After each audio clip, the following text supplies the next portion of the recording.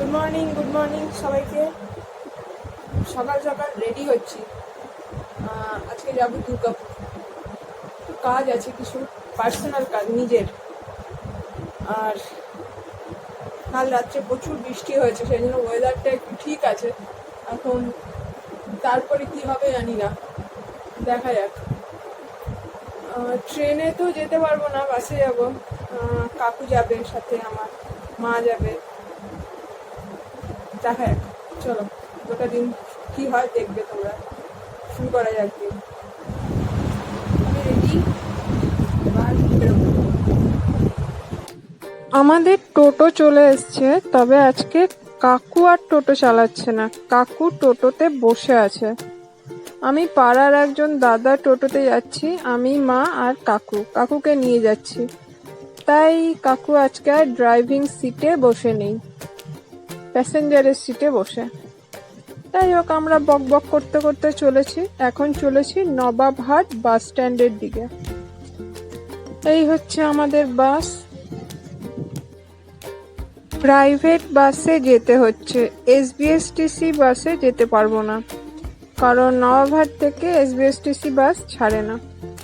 কাকু নিয়ে এসছে কেক, যেহেতু সকালবেলায় বেরিয়েছি, কিছু না খেয়ে বেরোতে হয়েছে। কাকু বসেছে ওই দিকটায়, আমি আর মা এদিকে বসেছি। মোটামুটি বাস ভর্তি। এই ছাড়লো বাস আমাদের। নবাবহাট বাস স্ট্যান্ড থেকে বাস এখন সবে বেরোচ্ছে।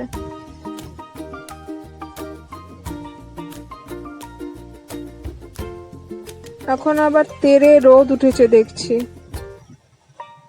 এই এক সমস্যা, ওয়েদারটা যদি ঠান্ডা ঠান্ডা থাকে ভালো হয়, কিন্তু যা রোদের অবস্থা, কিছুক্ষণ পরেই গরম পড়বে, বুঝতেই পারছি।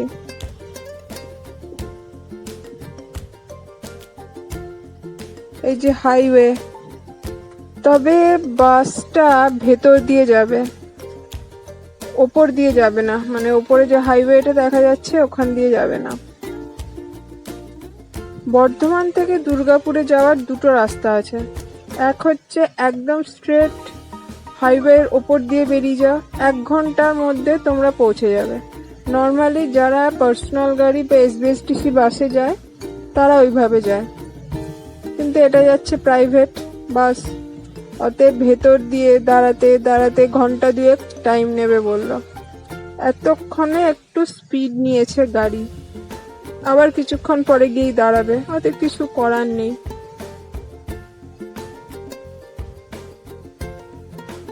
শহর থেকে বাইরে বেরোনোর এই হচ্ছে রেজাল্ট। গাছ, ক্ষেত আর পরিষ্কার আকাশ, এই শুরু হলো। আমরা প্রায় গলসির কাছাকাছি চলে এসেছি। এখানেও অনেক কটা রাইস মিল আছে। বাস ওই টুকুর টুকুর করে চলছে, মাঝে মাঝে একটু স্পিড নিচ্ছে আর মাঝে মাঝে দাঁড়াচ্ছে। এখানে একটা বাজারের মতো আছে, এবার এখানে স্পিডটা কমিয়ে দিয়েছে, মানে আবার বাসটা দাঁড়াবে। এই দাঁড়ানোর জন্যই দেরি হচ্ছে, না হলে বর্ধমান থেকে 1 ঘন্টার মধ্যে দুর্গাপুরে পৌঁছে যাওয়া যায়, বেশি দূরের রাস্তা নয়। কিন্তু কি করা যাবে, প্রাইভেট বাসে গেলে এই গন্ডগোলই হবে।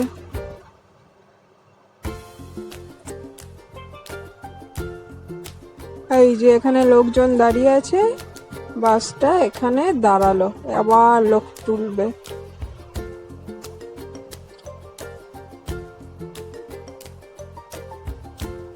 আমরা পৌঁছে গেছি দুর্গাপুরে, এই জাস্ট কিছুক্ষণ আগে পৌঁছালাম। কিছু কাজ আছে স্পেশাল, আমার নিজের পার্সোনাল। এখানে একটা অফিসে এসছি আমরা, কাজটা মোটামুটি হয়েছে। অফিসের বাইরে এখন এই কাকু চায়ের দোকানে আমার জন্য চা নিচ্ছে, চা খাবো আমি এখানে, আর অয়নের অপেক্ষা করছি। অয়ন হচ্ছে আমাদের এমএস সোসাইটিরই একজন মেম্বার, প্লাস আমার ভাইও বলতে পারো, বন্ধুও বলতে পারো। তো ও আসবে, তারপর আমরা যাব ওর বাড়িতে। দুর্গাপুরের এই জিনিসটা আমার খুব ভাল লাগে যে বর্ধমানের থেকে অনেক বেশি গাছপালা দুর্গাপুরে। কিন্তু এখানে প্রচুর অফিস আছে, প্রচুর বিল্ডিং আছে, তাও এত গাছপালা। আর বর্ধমানে পুরো ফাঁকা, গাছই নেই।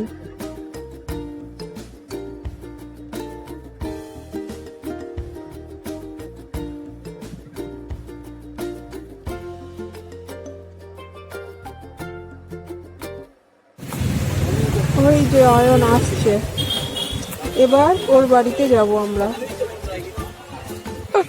কি আমাদেরকে ধাক্কা দিয়ে বার করে দিল তো, আপনার নাম বললাম তারপরে আমাদেরকে পাত্তা দিল না তো। আমি বললাম যে আমরা স্পেশাল গেস্ট অয়ন স্যারের, তারপরে পাত্তা দিল না। হ্যাঁ, ওখান থেকে বার করে দিল আমাদেরকে।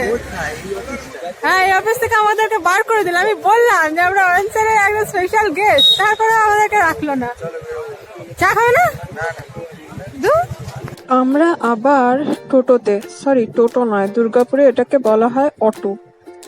অটোতে করে আমরা এখন চলেছি অয়নের ফ্ল্যাটের দিকে।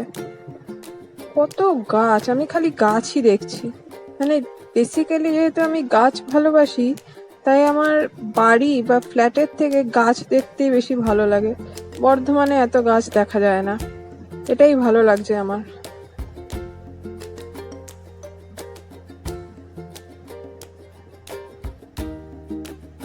এই যে টোটোর পেছনে আমি, কাকু আর মা, আর সামনে বসেছে অয়ন।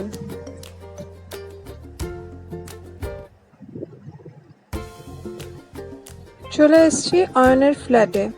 ও আমাদেরকে মিষ্টি দিয়ে বসিয়ে দিয়েছে। ওয়েট করছি উর্মির। উর্মি হচ্ছে অয়নের ওয়াইফ। ও একজন সাইকিয়াট্রিস্ট প্লাস একটা কলেজে পড়ায়, তো ও এখনো এসে পৌঁছায়নি।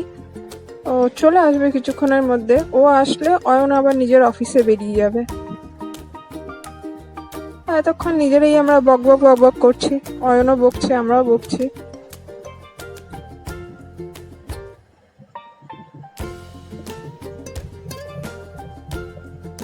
অয়নের ফ্ল্যাট, আর এই হচ্ছে উর্মি। খুব সুন্দর করে সাজানো ফ্ল্যাটটা, আর এই পুরো ক্রেডিট কিন্তু উর্মির। অয়ন প্রচুর অগোছালো, আমি বুঝে গেছি ওকে দেখে।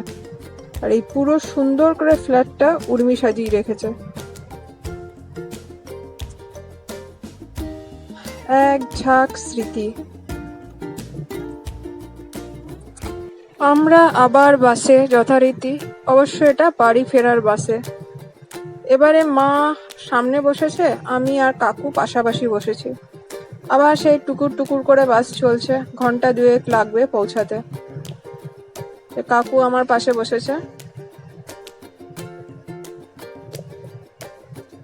এইটা সম্ভবত বুধবুধ।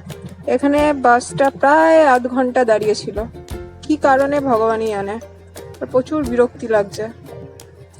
আর রাস্তায় দেখো এই যে কালো কালো সব বস্তা, কিছুই না, এরা ধান শোকাচ্ছে। এই যে ধান পড়ে, ধান তুলে এনেছে জমি থেকে, দিয়ে রাস্তায় ছড়িয়ে দিয়েছে। দিয়ে জানি না কি হচ্ছে, এতে কি লাভ হয় আমি জানি না। আমার যেহেতু চাষের জমি নেই, আমার ধারণাও নেই। আর বেশিক্ষণ দেরি নেই, বর্ধমান ঢুকে যাব। আর ভালো লাগছে না। সকালে বেরিয়েছি, গোটা দিনের হুড়োহুড়ি। যেহেতু বাইরে বেরোনোর খুব একটা অভ্যাস নেই আমার, তাই একটুতেই প্রচন্ড ক্লান্ত হয়ে যাই। অলরেডি ক্লান্ত হয়ে গেছি।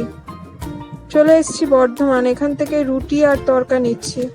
বাড়িতে যাব, স্নান করব, খাবো আর ঘুমাবো। মানে একদম এনার্জি নেই আর। এখানে সবাইকে আবার টাটা বলবো, অবস্থা খারাপ আমার। পরে আবার দেখা হবে। সবাই ভালো থেকো। এই যে আমি আর পারছি না, প্রচন্ড খারাপ লাগছে শরীর।